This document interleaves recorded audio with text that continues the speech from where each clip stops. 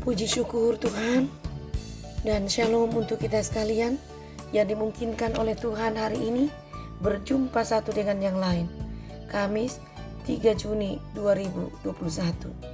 Kita akan melanjutkan aktivitas kita, namun sebelumnya mari kita nikmati perjumpaan dengan Tuhan sejenak di dalam doa.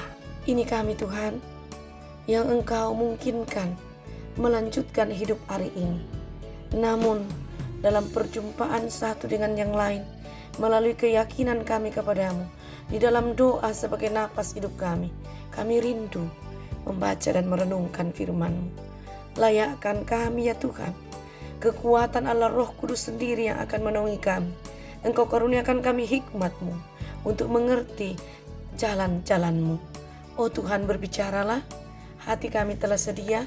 Di dalam nama Tuhan Yesus kami berdoa. Amin. Saudara, firman Tuhan hari ini pertama Petrus pasal 4 ayat 12 sampai ayatnya yang ke-19. Lembaga Alkitab memberi judul Menderita sebagai Kristen. Saudara-saudara yang kekasih, janganlah kamu heran akan nyala api siksaan yang datang kepadamu sebagai ujian. Seolah-olah ada sesuatu yang luar biasa terjadi di atas kamu. Sebaliknya, bersukacitalah sesuai dengan bagian yang kamu dapat dalam penderitaan Kristus, supaya kamu juga boleh bergembira dan bersukacita pada waktu Ia menyatakan kemuliaannya. Berbahagialah kamu jika kamu didista karena nama Kristus, sebab roh kemuliaan, yaitu roh Allah, ada padamu. Janganlah ada di antara kamu yang harus menderita sebagai pembunuh, atau pencuri, atau penjahat, atau pengacau. Tetapi jika ia menderita sebagai orang Kristen, maka janganlah ia malu, melainkan hendaklah ia memuliakan Allah dalam nama Kristus itu. Karena sekarang telah tiba saatnya penghakiman dimulai, dan pada rumah Allah sendiri yang harus pertama-tama dihakimi. Dan jika penghakiman itu dimulai pada kita, bagaimanakah kesudahannya dengan mereka yang tidak percaya pada Injil Allah? Dan jika orang benar hampir-hampir tidak diselamatkan, apakah yang akan terjadi dengan orang fasik dan orang berdosa? Karena itu, baiklah juga mereka yang harus menderita karena kehendak Allah, menyerahkan jiwanya dengan selalu berbuat baik kepada Pencipta yang setia.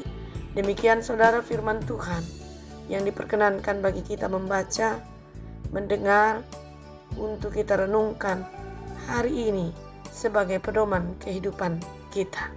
Mau berkata kepada Anda dan saya dengan satu kritikan hidup untuk dimurnikan. Saudara, ada konsekuensi yang harus dihadapi oleh orang-orang yang menjadi pengikut Kristus, yaitu mengalami penderitaan. Ada kesiapan, ada kesediaan untuk menderita. Ini bukanlah sesuatu yang mengherankan, sebab Tuhan kita sendiri pernah mengalami penderitaan karena ketaatannya kepada Allah Bapanya.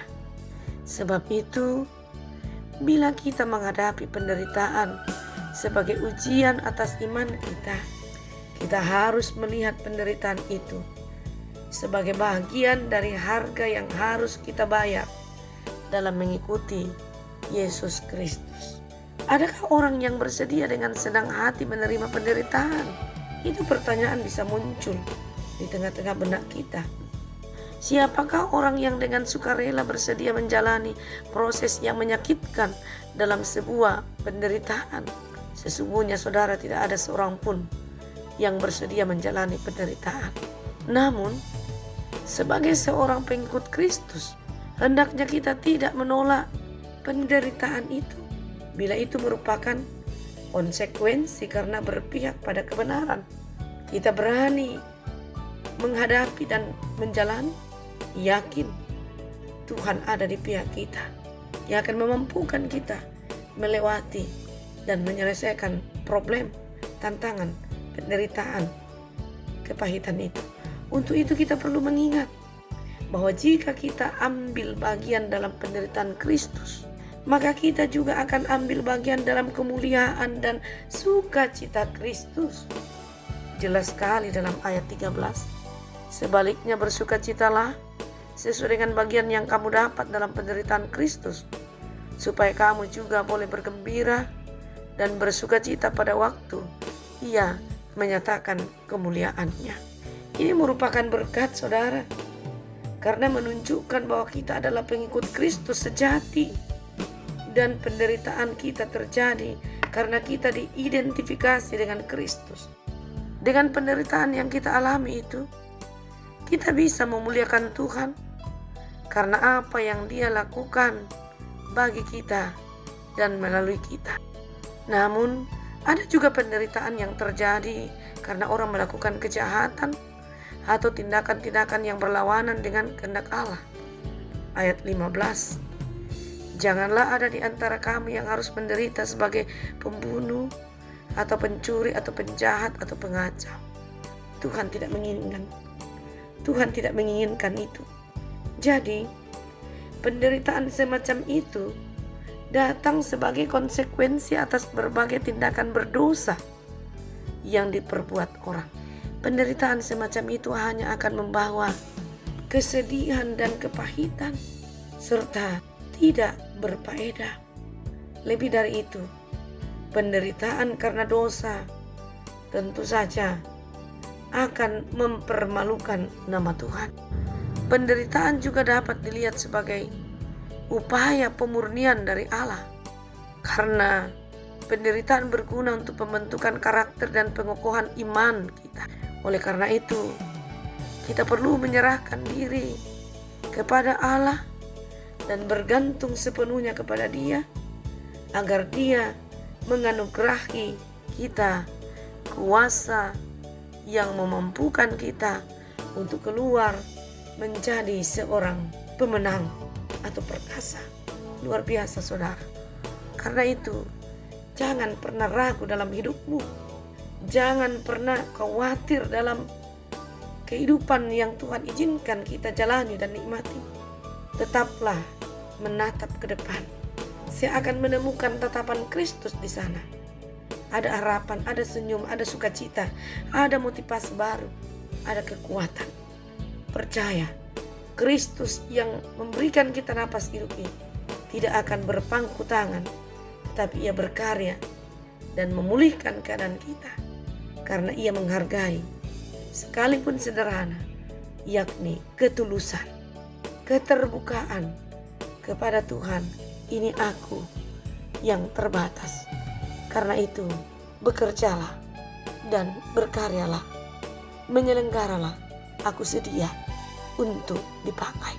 Saudara, Kristus telah meneladankan kepada kita bagaimana Ia hidup dalam kebenaran dan mau berkorban untuk keselamatan seluruh isi dunia ini, termasuk saya dan saudara. Karena itu, kita sambut dengan sukacita kehadiran peranan Allah Roh Kudus dalam kehidupan kita, yang terus-menerus tidak pernah meninggalkan kehidupan kita sehingga kita boleh ada sampai saat ini. Tuhan telah menjamin kita dengan ketuangan Roh Kudus. Karena itu, hari ini dan ke depan, Ia tetap bersama dengan kita. Jangan pernah ragu tentang Allah Roh Kudus menyertai kita. Amin. Terima kasih Tuhan, kami telah berhenti merenungkan firman-Mu. Kiranya firman-Mu ini menjadi kekuatan kami terus menerus, baik ketika kami sendiri, bersama-sama dengan keluarga kami, atau sahabat-sahabat kami termasuk jemaat-Mu, dan di mana kami mengais hidup. Tuhan selalu bersama dengan kami. Kami berdoa ya Tuhan, untuk seluruh keluarga kami dalam segala kondisi dan dimanapun mereka berada. Dalam harapan-harapan, rencana, karya, pekerjaan, usaha, kami bawa ke dalam tangan-Mu, Tuhan yang berperkara. Kami berdoa untuk anak-anak-Mu yang bergelut di dalam pergumulan karena sakit penyakit. Engkau menjadi dokter yang tidak kelihatan untuk menyembuhkan mereka. Teristimewa mereka yang ada di rumah sakit, yang juga dirawat secara intensif di ruangan ICU. Tuhan, Engkaulah kekuatan dan penolong kami yang sejati. Di dalam kasih dan kuasa-Mu, tidak ada yang tidak mungkin. Selalu kami menaruh harap kepada-Mu Tuhan. Ya Bapa, kami berdoa bagi mereka yang bergumul karena duka cita. Kuatkan dan topang serta hiburkan mereka.